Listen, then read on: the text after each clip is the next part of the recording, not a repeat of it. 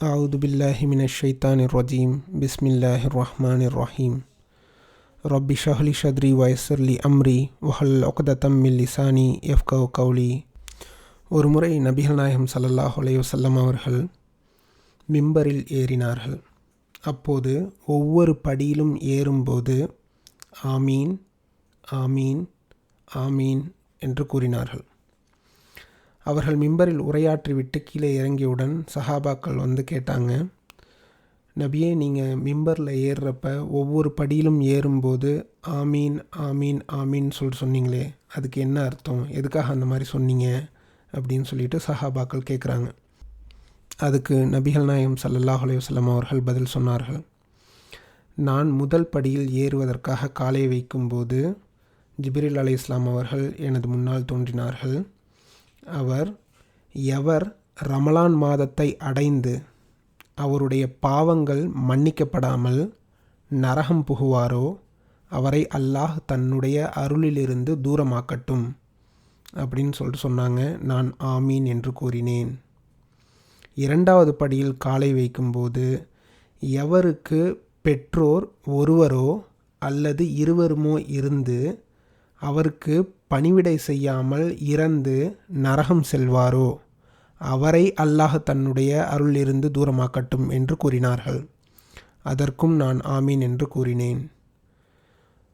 மூன்றாவது படியில் காலை வைக்கும்போது எவரிடம் உங்களை பற்றி கூறப்பட்டு உங்கள் மீது ஸலவாத்து கூறவில்லையோ அவரையும் அல்லாஹ் தன்னுடைய அருளிலிருந்து தூரமாக்கட்டும் என்று கூறினார்கள். அதற்கும் நான் ஆமீன் என்று கூறினேன்.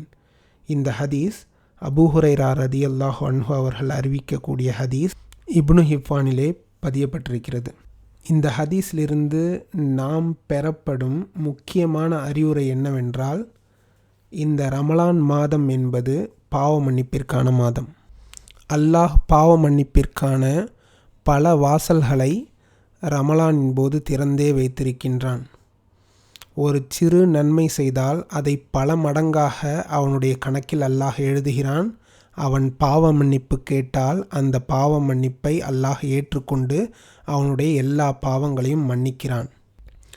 நபிகள் நாயகம் ஸல்லல்லாஹு அலைஹி வஸல்லம் அவர்கள் கூறினார்கள், மன் காம ரமதான ஈமானன் வஹ்திசாபன் உஃபிரலஹு மா தகத்தம மின் தன்பிஹி.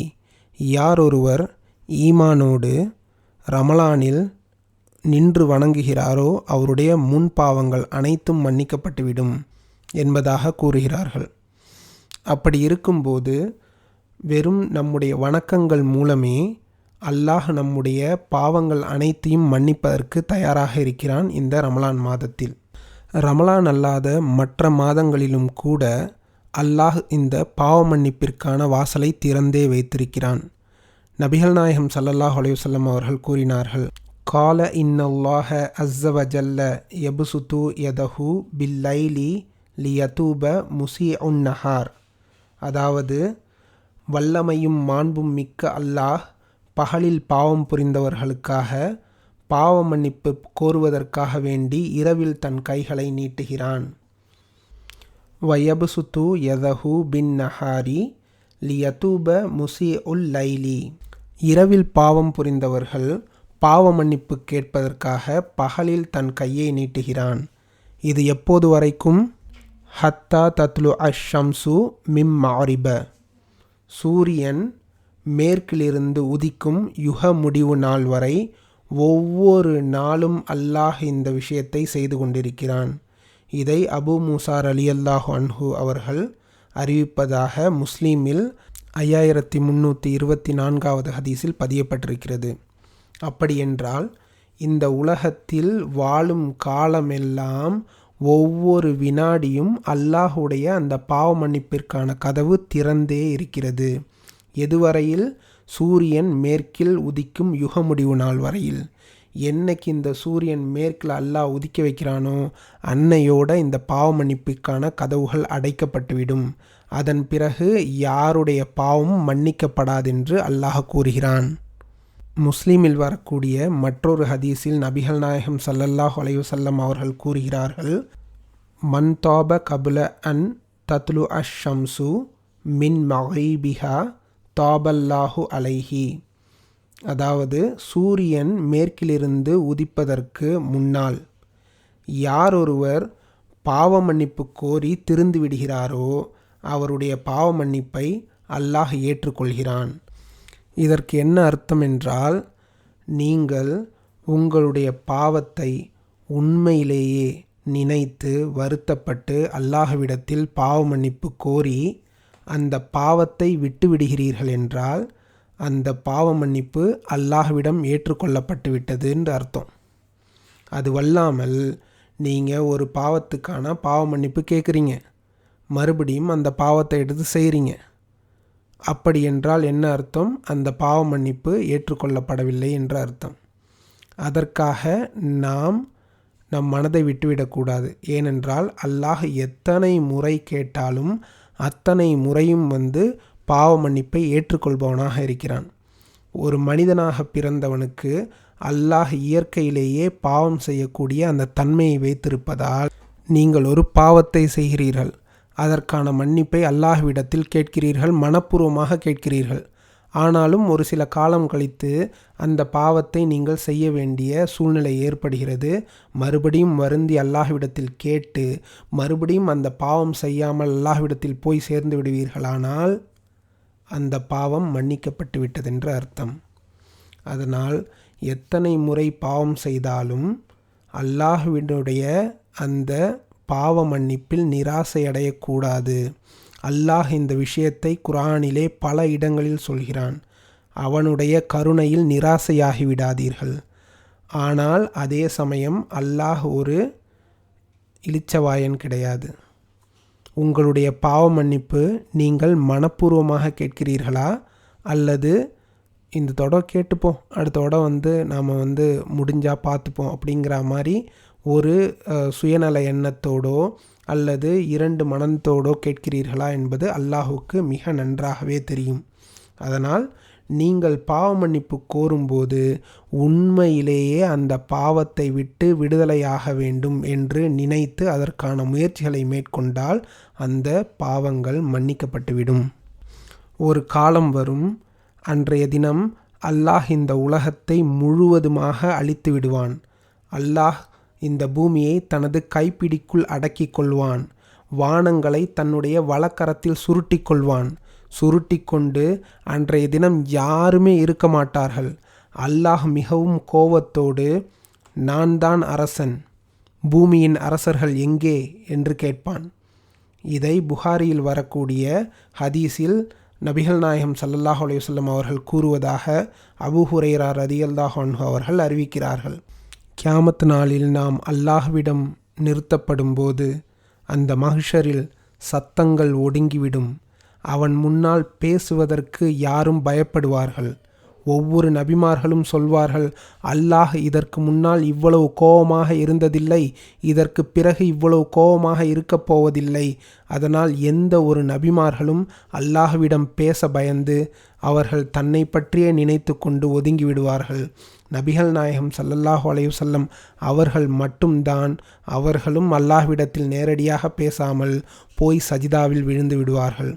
அன்றைய தினம் ஒருவருக்கு பாவ மன்னிப்பு கிடைக்க வேண்டுமென்றால் அல்லாஹுவே நாடி சில பேர்களை தேர்ந்தெடுத்து மன்னித்தால்தான் உண்டு. இன்றைக்கு இருப்பதை போன்று வாய்ப்புகள் அன்றைய தினம் யாருக்கும் திறந்திருக்காது. நம் வாழ்நாளில் பாவ மன்னிப்பு கேட்காமல் அன்றைய தினத்தில் போய் நாம் நஷ்டவாளிகளாக இருந்துவிடக்கூடாது. அது மட்டுமல்லாமல் அன்றைய தினம் அல்லாஹ் கோபமாக இருப்பானே, அதை போன்று ஒரு நாளில் அல்லாஹ்விடத்தில் நாம் பாவ மன்னிப்பை கோருவதை விட அல்லாஹ் இன்றைய தினத்தில் தன் கைகளை விரித்து வைத்திருக்கிறானே, இன்றைய தினத்தை நீங்கள் பயன்படுத்தி கொள்ளுங்கள். இன்றைய தினத்தில் கேளுங்கள். உங்களுக்கு நாளை என்ன நடக்கும் என்பது தெரியாது. நாளை நீங்கள் உயிரோடு இருப்பீர்களா என்பது தெரியாது. இப்போதே என்னென்ன பாவங்கள் எல்லாம் செய்தீர்களோ அதை உடனே அல்லாஹ்விடத்தில் பட்டியலிட்டு இதையெல்லாம் மன்னித்து விடியா அல்லாஹ் அப்படின்னு சொல்லிட்டு கேளுங்க. அல்லாஹ் அவை எல்லாவற்றையும் மன்னித்து விடுவான்.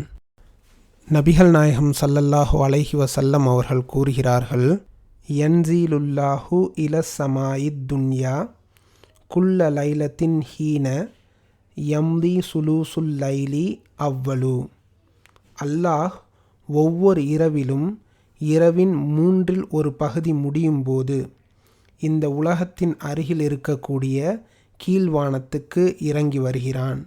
இறங்கி வந்து காலு அன அம்லிக்கு நானே அரசன் என்று கூறிவிட்டு கூறுகிறான், மன் தல்லதி எதுஊனி ஃபஅஸ்தஜிபலஹு, என்னிடம் பிரார்த்திப்பவர் எவரேனும் இருக்கிறீர்களா, நான் அவரது பிரார்த்தனையை ஏற்றுக்கொள்கிறேன். மன் தல்லதி எஸ் அலூனி ஃபஊதியஹு, என்னிடம் கேட்பவர் எவரேனும் இருக்கிறீர்களா, என்ன வேண்டுமானாலும் கேளுங்கள், அதை நான் கொடுக்க தயாராக இருக்கிறேன். மன் தல்லதி எஸ் தஃபிருனி ஃபஅஃபிர்லஹு, என்னிடம் பாவ மன்னிப்பு கேட்பவர் யாராச்சும் இருக்கீங்களா, அவருடைய பாவ மன்னிப்பை நான் ஏற்றுக்கொள்கிறேன் என்று அல்லாஹ் எதுவரையில் கூறிக்கொண்டிருக்கின்றான். ஃபலா தஸாலு கதாலிக ஹத்தா யுதி அல் ஃபஜ்ரு, ஃபஜர் நேரத்தின் வெளிச்சம் வரும் வரை அல்லாஹ் இவ்வாறே கூறிக்கொண்டிருக்கின்றான். ஒவ்வொரு நாளும் இந்த நிகழ்ச்சி நடந்தேறிக்கொண்டே இருக்கிறது. ஒவ்வொரு நாளும் அந்த தஹஜ்ஜத் தொழுகையுடைய நேரத்தில் அல்லாஹ் முதல் வானத்தில் இறங்கி வந்து இவ்வாறு நம்மிடம் கேட்டுக்கொண்டிருக்கின்றான். என்னிடம் பிரார்த்திப்பவர் எவரேனும் உண்டா, அவருடைய பிரார்த்தனையை நான் ஏற்றுக்கொள்கிறேன். என்னிடம் கேட்பவர் எவரேனும் உண்டா, அவருக்கு நான் கொடுக்கிறேன்.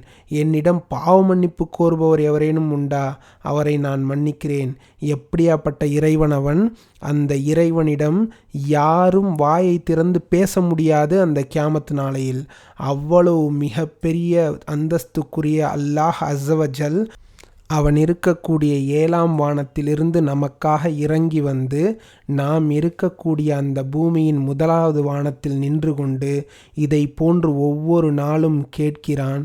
எவ்வளவு மிகப்பெரிய கருணையாளனாக இருந்தால் அவன் இதை ஒவ்வொரு நாளும் செய்து கொண்டிருப்பான். இதை நாம் பயன்படுத்தி கொள்ளாமல் ஒவ்வொரு நாளும் இந்த நேரங்களில் தூங்கிக் கொண்டிருக்கின்றோம். யாருக்கு நஷ்டம்? எவ்வளவு பெரிய நஷ்டம் இது! எவ்வளவோ வேலைகள், அலுவல்கள், நம் வாழ்க்கையை வாழ்வதற்கான எத்தனையோ பொருள் தேவைகள் எல்லாவற்றையும் தேடி தேடி அலைகின்றோமே இந்த சொற்ப அற்ப வாழ்க்கைக்காக, 60-70 வருட வாழ்க்கைக்காக. எண்ணிலடங்கா வருடம் நிலையான வாழ்க்கையை போய் வாழப்போகிறோம். அதற்கான பாவ மன்னிப்பை அல்லாஹ்விடம் கேட்காமல் நாம் காலம் தாழ்த்தி கொண்டிருக்கிறோமே. இதைவிட ஒரு மிக பெரிய நஷ்டம் ஒரு மனிதனுக்கு கிடையவே கிடையாது. இதை நாம் உணர வேண்டும். அல்லாஹ்விடத்தில் நாம் எந்த பாவம் செய்திருந்தாலும் நம்பிக்கையுடன் அந்த பாவ மன்னிப்பிற்கான அந்த வாய்ப்பை பயன்படுத்தி கொண்டு நம் பாவங்களை அல்லாஹ்விடம் மன்னித்துவிட கேட்க வேண்டும். இந்த ரமலான் மாதத்தில், குறைந்தபட்சம் இந்த ரமலான் மாதத்திலாவது நாம் தஹஜ்ஜத் தொழுகைக்கு எந்திரிப்போம் அல்லவா, அந்த நேரத்தை பயன்படுத்தி கொள்ளுங்கள். அல்லாஹுவை நினைத்து அழுகுங்கள், கொஞ்சமாவது தொழுங்கள். அல்லாஹ்விடத்தில் உங்கள் பாவத்தை மன்னிப்பதற்காக வேண்டி மன்றாடுங்கள். அல்லாஹ் மிகவும் கருணையாளன். அவன் உங்கள் பாவங்களை மன்னித்து அருள் புரிவான் இன்ஷா அல்லாஹ். நாம் அனைவரும் கேட்டபடி நடக்கக்கூடிய நன்மக்களாக அல்லாஹ் ஆக்கி அருள் புரிந்து நம் அனைவரையும் சொர்க்கவாசிகளாக ஆக்கி அருள் புரிவானாக. வாஹித் தவானா அல்ஹம்துலில்லாஹி ரப்பில் ஆலமீன்.